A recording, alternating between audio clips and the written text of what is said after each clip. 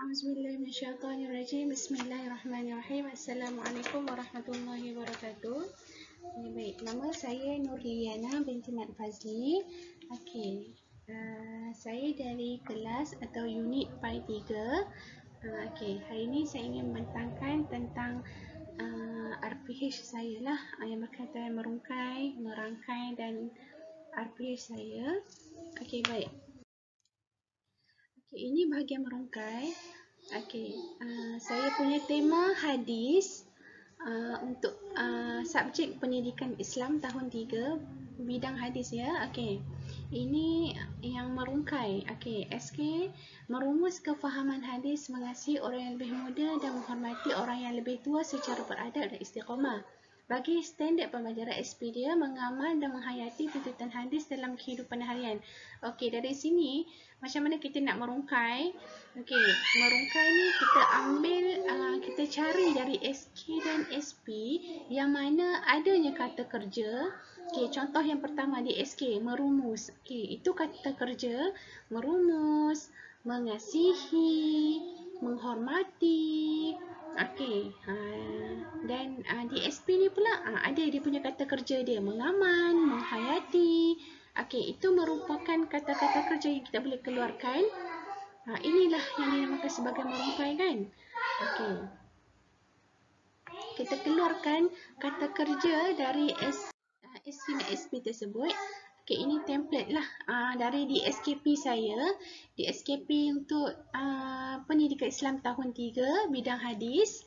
Okey, nah ini untuk perkembangan pelajaran. Okey, daripada kata kerja yang kita keluarkan tadi, dari SK dan SP tadi, kita ambil kata kerja itu dan kita olah ayat itu. Okey, contoh yang pertama tadi menerangkan kan. Okey, menerangkan, kita tulislah menerangkan pengertian hadis dan kepentingannya. Kedua, membaca. Membaca pun kata kerja yang kita keluarkan dari SP dan SK tadi. Okey, membaca. Membaca apa? Membaca hadis dengan betul. Yang ketiga, menyatakan. Menyatakan apa? Menyatakan terjemahan hadis. Keempat, menjelaskan. Menjelaskan adab mengasihi orang yang lebih muda dan menghormati orang yang lebih tua. Dan seterusnya, menghuraikan. Okey, menghuraikan apa? Menghuraikan kesan mengasihi orang yang lebih muda dan menghormati orang yang lebih tua. Yang keenam, okey, kata kerja yang seterusnya kita yang rungkai tadi tu, kita ambil mengamalkan dan menghayati. Okey, mengamal dan menghayati tuntutan hadis dalam kehidupan harian. Okey, yang seterusnya. Okey, ini yang kita ambil pada tadi. Okey, yang pertama tadi, contoh yang tadi kan, menerangkan kan? Okey, menerangkan. Inilah yang kita keluarkan, menerangkan pengertian hadis dan kepentingannya, membaca hadis dengan betul, menyatakan terjemah hadis. Okey, hasrat pembelajaran. Okey, saya akan belajar tentang pengertian hadis dan kepentingannya. Okey, bagi kriteria kejayaan, okey, yang tadi yang daripada yang kita ambil kata kerja yang dari merungkai tadi tu. Okey, kita jadikan, kita olahkan ayat. Okey, contoh saya menyatakan apa? Saya dapat menyatakan pengertian hadis dengan tepat.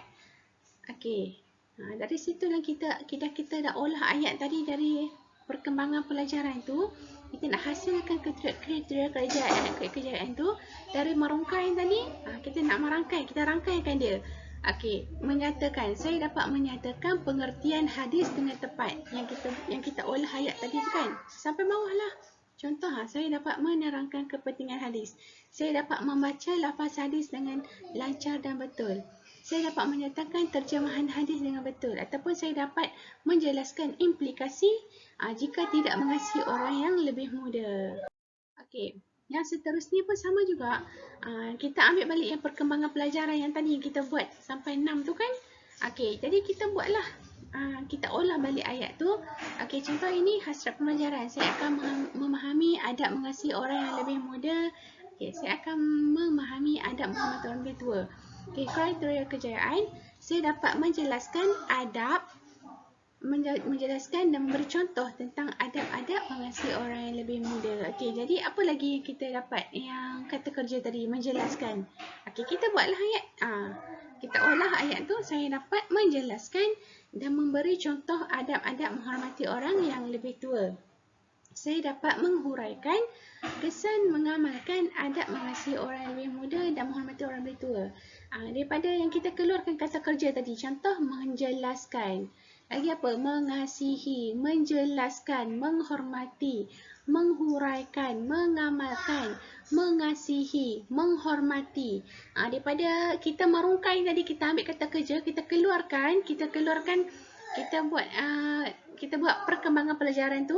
Jadi di kriteria kejayaan ni kita ubah, kita buat ayat yang bertepatan dengan kata kerja yang kita keluarkan dari di SKP tadi tu. Okey, yang kita merungkai tadi kan.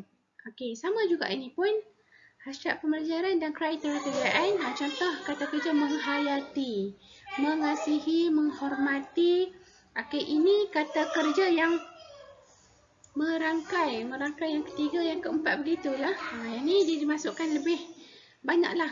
Dia lagi banyak kata kerja yang dimasukkan kan. Dia merangkai lagi. Kat sini lagi banyak dia punya kata kerja dia, menghayati, mengasihi, menghormati, apa lagi? Melakukan. Ini semua dia merangkai yang ketiga, keempat lah. Okey kan? Saya dapat menghayati, adab mengasihi orang yang lebih muda dan menghormati orang yang lebih tua dengan melakukan practical role play di dalam kelas. Yang kedua, saya dapat merumuskan. Okey, merumuskan yang kita keluarkan tadi kan, yang kita merungkai tadi tu, merumuskan kepentingan mengamalkan adab-adab kesan meninggalkannya berdasarkan kaedah yang saya pilih sendiri. Okey, itu lagi kita nak merangkai kan. Okey, ini pun sambungan tadilah. Okey, yang ni daripada SK dan SP kan. Okey, daripada mula dia. Okey, EQ, question. Okey, kefahaman, the big idea, kelebihan mempelajari hadis. Okey, EQ dia, question kan, apa yang terjadi jika tiada hadis? Apa hubungan antara hadis dengan kehidupan manusia? Tu untuk EQ question kan. Okey, untuk knowledge, pengetahuan.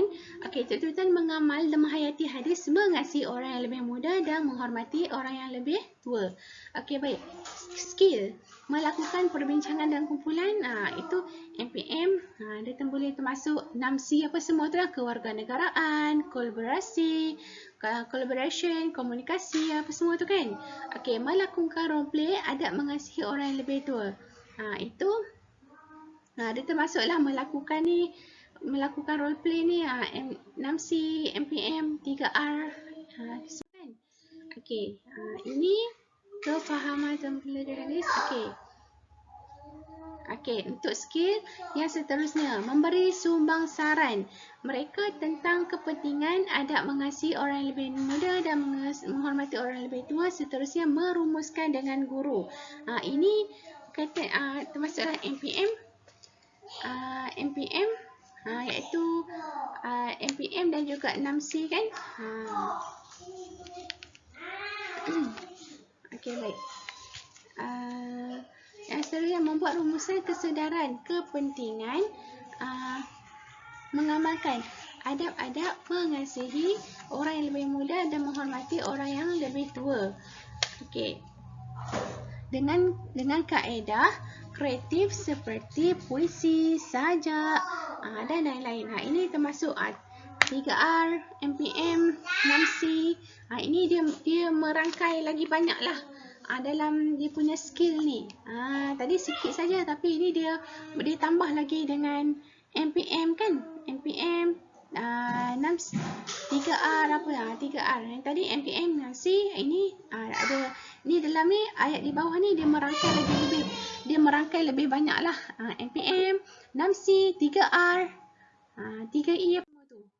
Okey, ini merangkai. Okey, contoh murid. Okey, ini merangkai murid saya dapat menghayati adab mengasihi.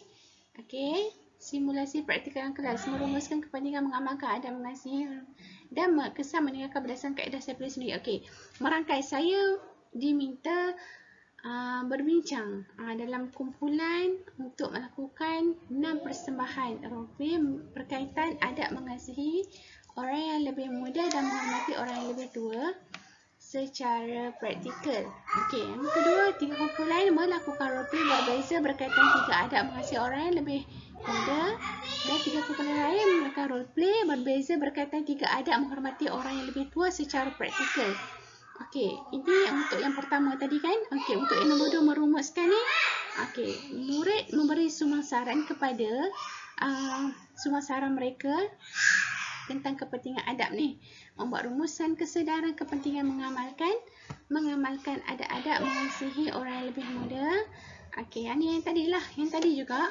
Ini saya keluarkan yang tadi yang saya labelkan yang tadi 3R, 6C apa semua tu kan. Ini saya keluarkan balik. Bagi nampak lah macam mana cara untuk nak kita merangkai kita punya RPH dari DSKP tersebut.